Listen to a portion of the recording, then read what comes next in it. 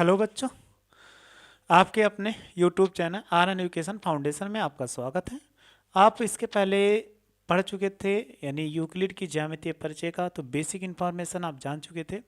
और इसके बाद हमने पढ़ा था कि अपग्रहित क्या है और अभिधारणाएं यूक्लिड ने क्या दिया था, वो भी अच्छे से आप सीख चुके हो और समझ चुके हो।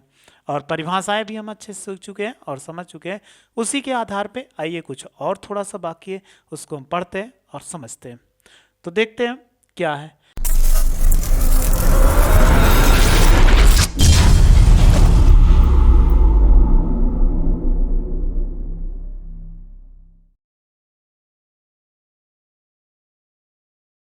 ये आप पढ़ ही चुके थे। इसमें देखो, ये है आपका यूक्लिड ने जो अभी अभिधारणाएं अपग्रहित बताया, उसी पर थोड़ा सा और पढ़ लेते हैं।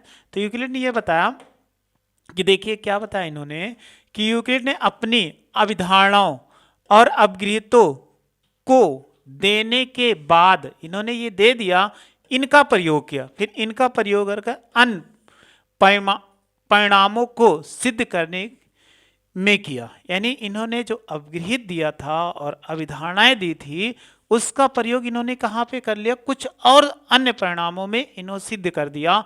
जैसे इन्होंने कहा, फिर इन परिणामों को प्रयोग करके उन्होंने निगमित यानी और कुछ प्राप्त किया, सूत्र या तर्कण कह रहा है कि द्वारा, यानी डिडक्टिव रीजनिंग द्वारा कुछ और परिणामों को सिद्ध किया।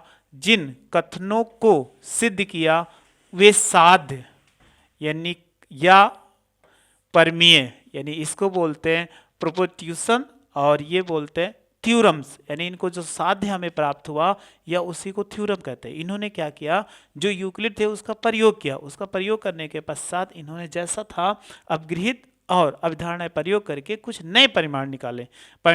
तो नए परिणाम को जो प्राप्त हुए उसको इन्होंने क्या कहा कि साध्य कह दिया, या तो इन्होंने इसको परमीय कहा। तो आगे पढ़ते हैं। फिर इन्होंने यूक्लिड ने अपनी अपग्रहितों अभिधारणाओं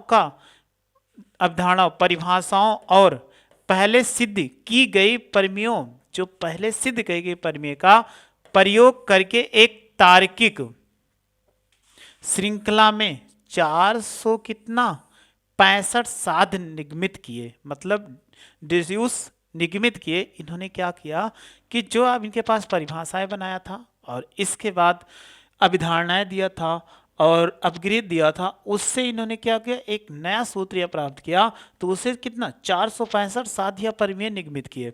और ज्यामिति के कुछ अगले अध्याय में आप इन अपग्रहितों का प्रयोग करके कुछ परिमेयों को सिद्ध करेंगे। तो हम आगे जब ज्योमेट्री पढ़ाएंगे, त्रिभुज पढ़ाएंगे या चतुर्भुज पढ़ाएंगे, तो उसी का हम प्रयोग करके, यानी इसी के जो इन्होंने साध्य बताया उसका प्रयोग करके आगे हम सॉल्व करेंगे। तो इन्होंने ये जो बताया, यानी जो इन्होंने अपग्रहित और अभिधारणाओं से जो कुछ नए सूत्र प्राप्त किए उसको परमीय या हम साध्य कहते हैं। तो चलिए आगे फिर हम पढ़ते हैं। अब इन्होंने इसके आधार पर एक परमीय निकली है, उसी परमीय को पढ़ लेते हैं और समझ लेते हैं। बस इसमें थ्योरी है, बहुत ज़्यादा नहीं है कुछ, इसलिए लिख के लेकर आए हैं कि जैसा है। तो इन्होंने परमीय क्या कहा, दो परमीय, यानी परमीय 5.1, दो भिन्न रेखाओं में एक से अधिक बिंदु उभयनिष्ठ नहीं हो सकते। मतलब दो भिन्न रेखाएं हो तो उसमें एक से अधिक उभयनिष्ठ नहीं हो सकते।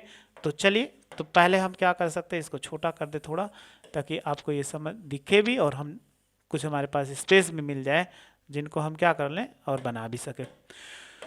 तो इनको पढ़ते हैं। इन्होंने क्या कहा कि दो भिन्न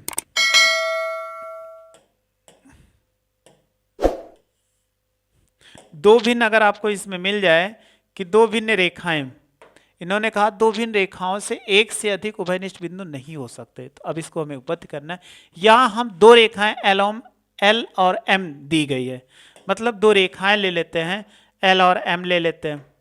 तो एक रेखा L ले लिया और दूसरी रेखा क्या कर दिया, इसी में M ले लीजिए। तो दूसरी रेखा को हम क्या कर देते हैं, M ले लेते हैं। तो ये रेखा क्या होगी, L और M हो जाए, ये L हो जाए, और दो रेखा को क्या कर, इन्होंने M ले लिया। हमें यह सिद्ध करना है कि L और M केवल एक ही उभयनिष्ठ बिंदु है, मतलब इन दोनों रेखाएं एक दूसरे के, तो एक ही बिंदु उभयनिष्ठ होगा। तो थोड़े समय के लिए यह मान लीजिए ये दोनों रेखाएं दो बिंदुओं P और Q पर छेद करती है, मतलब ये कह रहा है दो रेखाएं हैं, तो यहाँ पर एक रेखा तो एक ही बार कट कर रही है। अगर हम मान ले इसको ओ, तो इन्होंने कहा कि मान लीजिए, सपोज कर लीजिए, ये दो भिन्न बिंदुओं पर प्रच्छेद करते हैं, मतलब काटते हैं।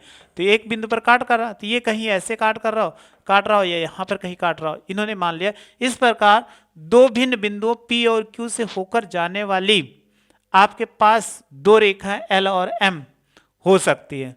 मतलब इन्होंने कहा कि अगर दो बिंदु, हमको बिंदु P मान लिया और Q मान ले, से होकर जाने वाली दो रेखाएं L और M हो सकती है। जैसे अगर हम सपोज कर ले, दो बिंदु ले लिया, तो अगर एक रेखा खींचोगे तो एक इससे चली गई और दूसरी किससे चली जाए, इससे चली गई। तो इसको P माना था हमने, ये P माना था, और इसको क्या माना था, Q माना था, इससे होकर चली गई। तो इन्होंने कहा परंतु यह कथन अपगृहीत 5.1 के विरुद्ध है। 5.1 अभी आपको पीछे दिखाया था कि 5.1 क्या है,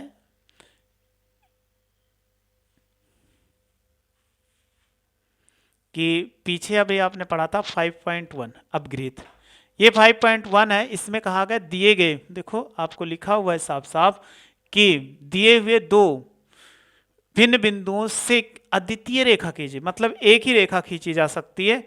ये चीज इन्होंने कहा था कि केवल एक रेखा खींची जा सकती है, तो एक रेखा खींची जा सकती है, वही इन्होंने अपने थ्योरम में ये बताया है।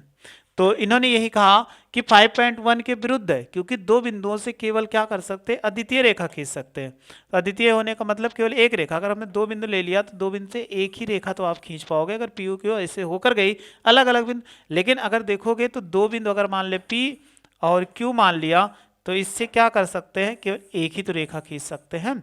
जब इससे एक ही रेखा हम क्या कर सकते हैं, खींच सकते हैं इनसे। तो इन्होंने कहा 5.1 के विरुद्ध, जिनके अनुसार दो भिन्न बिंदुओं से होकर एक अद्वितीय रेखा खींची जाती। अतः जिस कल्पना से हम चले थे, वे दो रेखाओं दो भिन्न बिंदुओं से होकर जाती हैं, ये गलत है।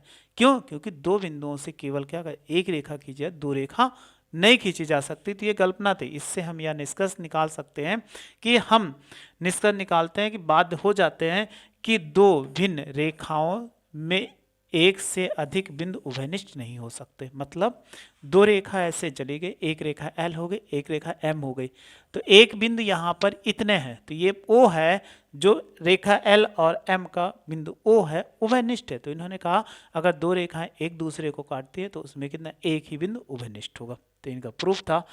तो बस यही चीज हमें समझना था। चलिए आगे बढ़ते हैं। अब हम एक्सरसाइज पे पहुंच गए। एक्सरसाइज बहुत आसान से सॉल्व करते हैं। निम्नलिखित कथनों में से कौन से कथन सत्य हैं और कौन से कथन क्या है, असत्य हैं, आपको इसमें बताना है। और कौन से कथन असत्य, अपने उत्तरों के लिए क्या करिए, कारण इसमें दीजिए। तो आपको कारण देने हैं, तो जो कारण होगा उसको कारण को आप बताइए और उत्तर दीजिए। तो हमें आपको इससे बताए थे कि अपगृहीत बताए थे, अभिधारणाएं बताए थे, वो आपने अच्छे से सीखा भी था, उसी का इसमें प्रयोग करके हमें सॉल्व करना है। चलिए हम पढ़ते हैं। एक बिंदु से होकर केवल एक ही रेखा खींची जा सकती है। देखो इन्होंने कहा एक बिंदु से होकर केवल एक ही रेखा खींची जा सकती है। अगर एक बिंदु मालूम हो तो एक बिंदु से केवल एक ही रेखा खींची जा सकती है। पहले इसको हम छोटा कर देते हैं तो देखते हैं।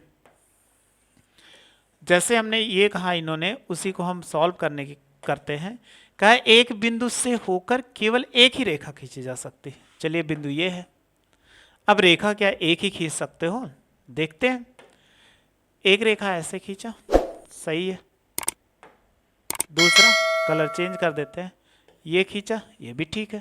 एक बिंदु से ये देखो क्या है, सही हो रहा है। ये रेखा खींचा, फिर हमने क्या कर दिया, यहां से रेखा खींचा, फिर देखो ऐसे खींचा ना, यही तो हो रहा है। तो क्या असंख्य रेखाएं खींच सकते, एक बिंदु से होकर केवल एक रेखा खींची जा सकती है, ऐसा नहीं है। एक बिंदु से हम क्या कर सकते, असंख्य रेखाएं खींच सकते हैं, चाहे जैसा हो। अगर आपने एक यहां पे ले लिया और एक बिंदु यहां ले लो, एक बिंदु इस पे यहाँ पे ले ली और दूसरा बिंदु यहाँ से, तो आप सेम तो यहाँ से बहुत सारी रेखाएं खींच सकते हो। एक ये हो जाएगा और एक ऐसे खींच सकते हैं, और इससे भी खींचना हो तो बहुत सारी रेखाएं, इसको हम क्या कर सकते हैं, खींच सकते हैं। ऐसे ये हो गया, और आप ऐसे इसको खींच सकते हो। अगर आप इसको मिला दोगे तो ये क्या सोच है, मिल जाएगा। तो बताइए एक बिंदु से आप क्या कहते हैं, असंख्य रेखाएं खींच सकते हैं, इसलिए ये क्या है, गलत है, अर्थात क्या है, असत्य है। तो हम इनको लिख सकते हैं, ये क्या है, असत्य है। चलिए दूसरे पे आते हैं। दो भिन्न बिंदुओं से होकर जाने वाली असंख्य रेखाएं खींच सकते हैं। दो भिन्न बिंदु मतलब कि हमें एक ऐसे बिंदु यहां पर मिल जाए, एक बिंदु यहां मिल जाए। तो अब बताइए, सेम इसी का एग्जाम्पल्स है। यहां पर अगर ये ले लिया तो एक बिंदु यहां से है, तो आपने देखा एक बिंदु ए था और दूसरा बिंदु क्या था, बी था।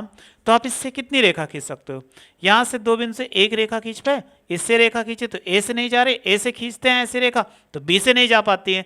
तो इससे केवल क्या, एक रेखा खींची जा सकती है। लेकिन इन्होंने क्या कहा, असंख्य रेखाएं खींची जा सकती, इसीलिए ये भी क्या है, असत्य है। तो अभी हमने अपगृहित इनका पढ़ा था, तो अपगृहित आपको दिखाते हैं कौन सी है, दिखा देते हैं आपको।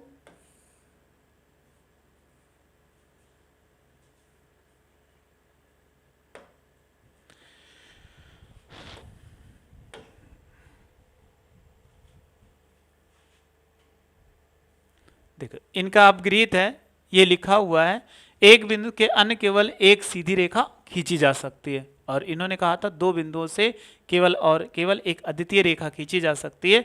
वही चीज हमने क्या कर दिया, इनमें दिखा दिया। चलिए फिर इसके बाद जो हमें आगे पढ़ना है उसको देखते हैं कि इनका जो अगला था क्वेश्चन वो देखते हैं। ये हो गया, आपको समझ में आ चुका। तो ये क्या, असत्य है, क्योंकि इन्होंने क्या कहा था, अपगृहित, इसका जो अपगृहित है वो कौन सा है, तो दो बिंदुओं से होकर जाने वाली असंख्य रेखा कीजिए, गलत है, केवल एक ही रेखा खींच सकते। एक शांत रेखा दोनों ओर अनिश्चित रूप से बढ़ाई जा सकती। कोई शांत रेखा तो अभी हमने बताया था, ये क्या है, सत्य है कि शांत रेखा अगर कोई भी मिलता है तो उसको अनिश्चित रूप से, ये रेखा मिली तो हम क्या करें, इसको लेफ्ट साइड भी बढ़ा सकते हैं और इसको राइट साइड भी बढ़ा सकते हैं, इसलिए ये क्या हो जाएगा, सत्य हो जाएगा। ये सत्य है, अपगृहित आपने पढ़ा था आसानी से। यदि दो वृत्त बराबर हो तो उनकी त्रिज्याएं क्या होती, आपस में बराबर होती है। तो अगर दो वृत्त आपको मिल जाए तो दोनों वृत्त, अभी हमने पीछे खींचा था कि अगर ऐसे इसको रफ कर देते हैं हम, तो फिर आगे बताते हैं आपको। दो वृत्त आपको मिल जाए, सपोज कर लीजिए इसमें दो वृत्त आपको मिले, अगर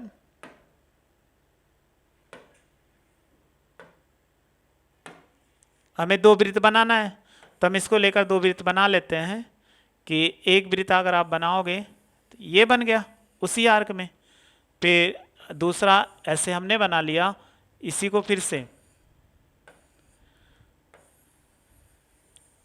उसी आर्क में, तो दो वृत्त बन गया। अगर ये दो वृत्त बन गया तो इनकी क्या होगी, त्रिज्याएं होंगी। अगर हम इनकी त्रिज्याएं मान लेंगे, ये हो जाएगा ओ और ए हो, और यहाँ से मान लें कि बी, या बी मान ले या ओ डैश ए मान ले या ए डैश मान ले, तो देखो ओ ए बराबर कितना, ओ डैश ए डैश, क्योंकि दोनों के आपस में क्या है, ये त्रिज्या होगी और ये त्रिज्या होगी। तो जितना आर्क लिया, तो आपने देखा था यहाँ से हमने ये जो प्रकार उठाया था, तो प्रकार उठाने पर ये इतनी दूरी जो आर्क है, एक सेकंड, ये इतनी दूरी जो आर्क है ये आपस में क्या थी, बराबर थी।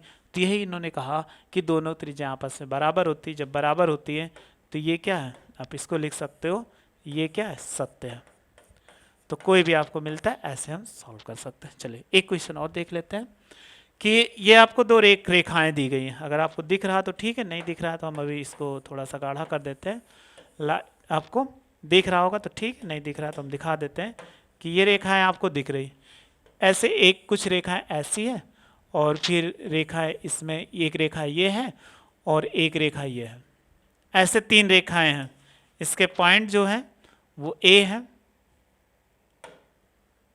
यहाँ पर ए है और ये बी है, ये पी है, ये क्यू है, ये एक्स है और ये कितना वाई है। क्या कहा, आकित 5.9 ये है, यदि ए बी बराबर पी क्यू, इन्होंने कहा कि यदि ए बी बराबर क्या हो, पी क्यू है, ठीक है, और पी क्यू बराबर क्या हो जाएगा कि एक्स वाई है, तो कह रहा है कि ए बी बराबर एक्स वाई होगा। तो अभी हमने पढ़ा था अपगृहित अपगृहित बताइए कौन सा था, अपगृहित हमारा कितना है, एक है। तो अपग्रेड एक में यही तो बताया गया था कि अगर ये दोनों आपस में बराबर हैं, ए बी बराबर पी क्यू और पी क्यू बराबर एक्स वाई, तो आप लिख सकते हो ए बी बराबर कितना एक्स वाई, इसलिए ये क्या है सत्य है। तो हमें बताना था ये सत्य है कि असत्य। तो बस ऐसे आपको क्वेश्चन में मिलने वाले हैं, जो अपग्रेड पढ़े थे, अवधारणाएं पढ़े थे, उससे से रिलेटेड मिलने वाला है। तो अब अपग्रेड और अवधारणाएं थोड़ा सा ध्यान देकर याद कर लीजिए, ताकि आगे वाले आने वाले क्वेश्चन में आप यूज करते रहें। बस आप में पढ़ते रहिए मस्त से और समझते रहिए, और कोई आपको प्रॉब्लम नहीं होने वाली है। वीडियो अच्छी लगी हो तो लाइक करिए और शेयर करिए और मेरे चैनल को सब्सक्राइब करिए। वीडियो देख लेंगे, थैंक यू सो मच।